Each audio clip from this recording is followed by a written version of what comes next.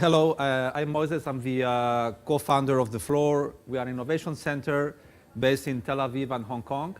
We work with all these financial institutions and service providers to shape the bank of the future.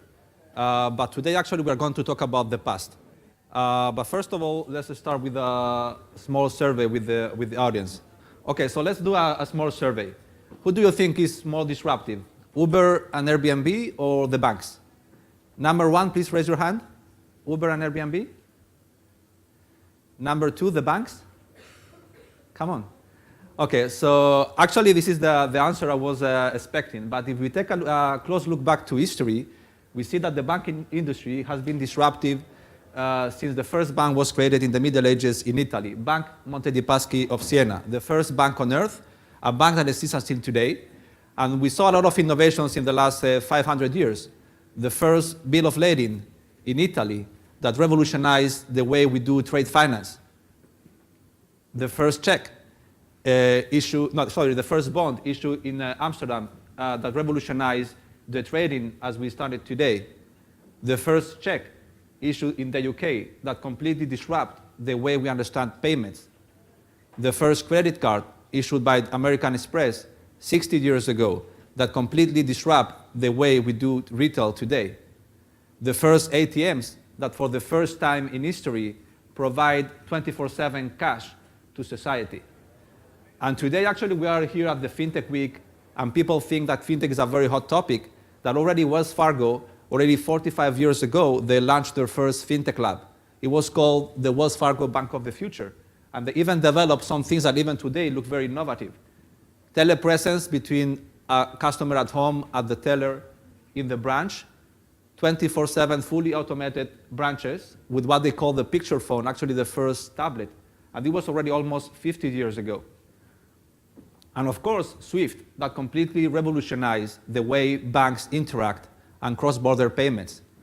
So we can say that since the Middle Ages until the mid-70s, if we do an analogy with the trading world, those were the bullish years for banking innovation.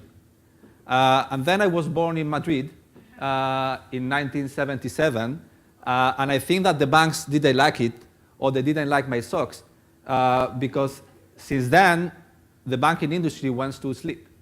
And we saw most of the banking hibernating since the late 70s for 40 years.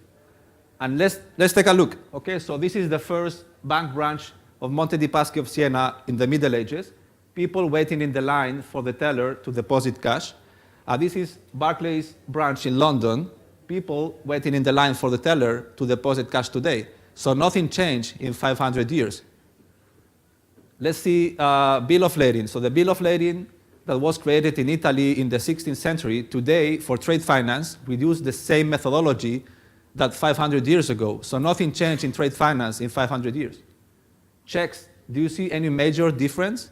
So at the end of the day, in 400 years, a date, a signature, and a beneficiary, an amount, nothing changed drastically.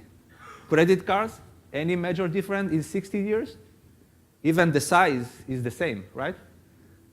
ATMs, we have been using ATMs for more than 50 years only to withdraw money. The only area in my perspective that went through truly disruption was actually the capital market space. In the left side here you see the trading floor of the Tel Aviv Stock Exchange in the mid-80s, and here actually you see the trading floor of the Tel Aviv Stock Exchange today. Actually there's no more trading floor. Today this is just the lobby of the building. But what happened while the banks were hibernating? Do you know these guys? Yes. Okay. Do you know this guy? Raise your hand if you know this guy. Okay, come on. Well done. So we're going to come back to him in a second, okay? But these guys leveraged the vacuum created by the banks and started developing solutions that over time took market shares from the banks. So we started with Microsoft in the 70s, also in the 70s with Apple, and with Amazon, and 20 years later developed Amazon Lending, and Google, of course, and PayPal, and Alibaba, and Facebook, WeChat, etc. So for these 40 years, a lot of new entrants took advantage of the lack of innovation coming from the banking industry. But then something happened. In 2008, we have the financial crisis, and suddenly banks realized that they need to be more efficient, they need to reduce cost, They need to increase the customer experience, the customer loyalty, and to do so, they need to invest in innovation. They need to invest in fintech.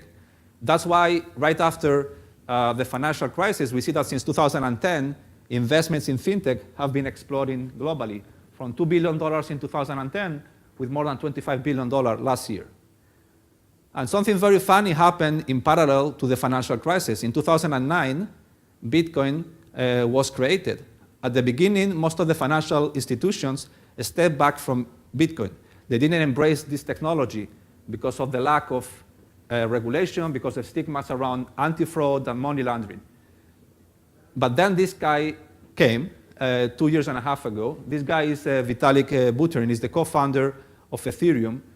So what they have done in Ethereum is actually to leverage the underlying technology of Bitcoin by adding a very simple change called smart contracts.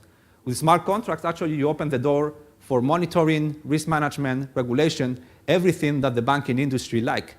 And we see that since then, in the last 2.5 years, most of the banking industry has been embracing DLT and blockchain technologies through different initiatives like R3 in the US, Hyperledger, WeTrade for trade finance, and Enterprise Ethereum Alliance. So, and we are very proud that most of our banks in the floor are founding partners or leading partners in these organizations. So for the first time in 40 years, the banking innovation is striking back. The banks are the ones today who are leading the wave of innovation in blockchain that was as innovative as the digital innovation 20 years ago. Thank you very much.